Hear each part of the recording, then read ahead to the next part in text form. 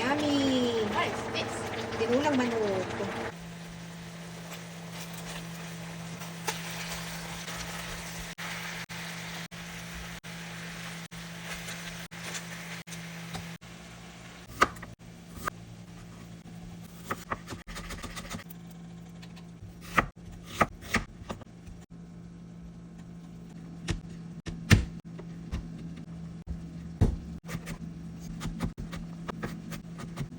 So, ito nagluto ako ngayon ng tinulang manok. Lagay ko na lang muna to yung laso na.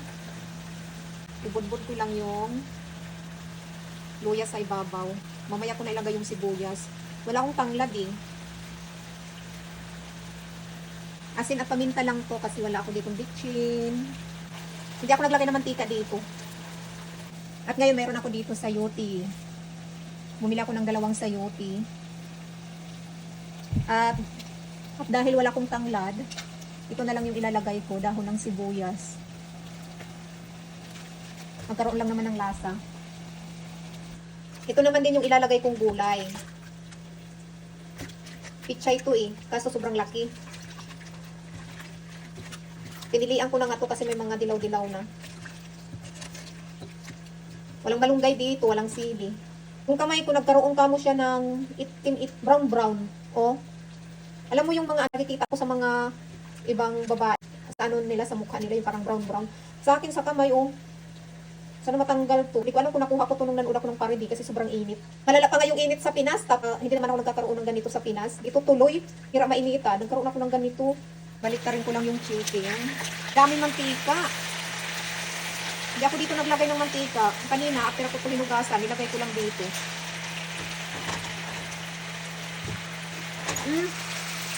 Yung mantika niya, tanggalan ko nga to.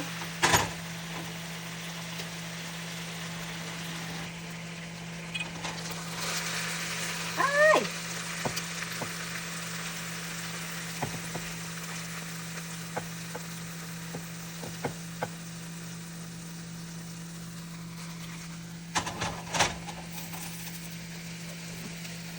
Yung mantika galing sa manok ko.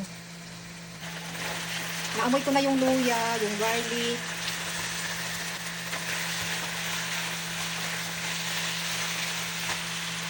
Isinusuti ko ng maayos. Alin to sa bigas.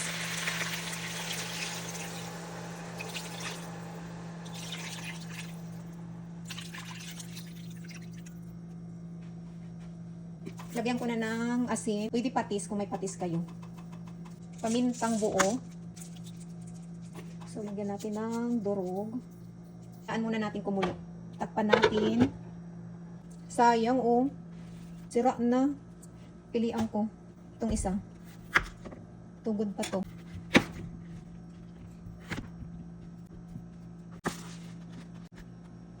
Ang bango ng niluluto ko, amoy na amoy ko doon sa kabilang kwarto. Naglilinis ako. Ayan. Malambot na. Tikman natin kung okay na yung timpla. Kunting asin.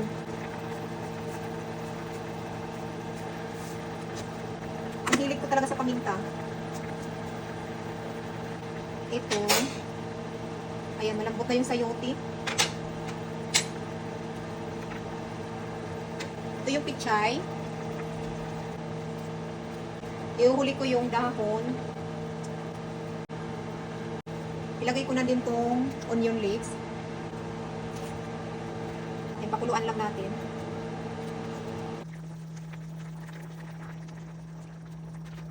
Itong mga dahon, ipatong ko na din.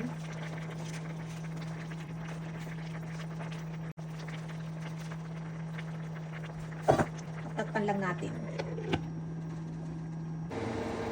Ayan.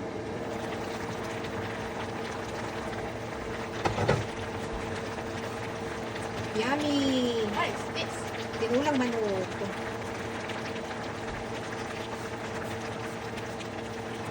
Can we eat this again later or later?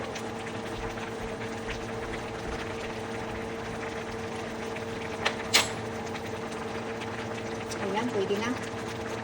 Kain tayo. Yummy!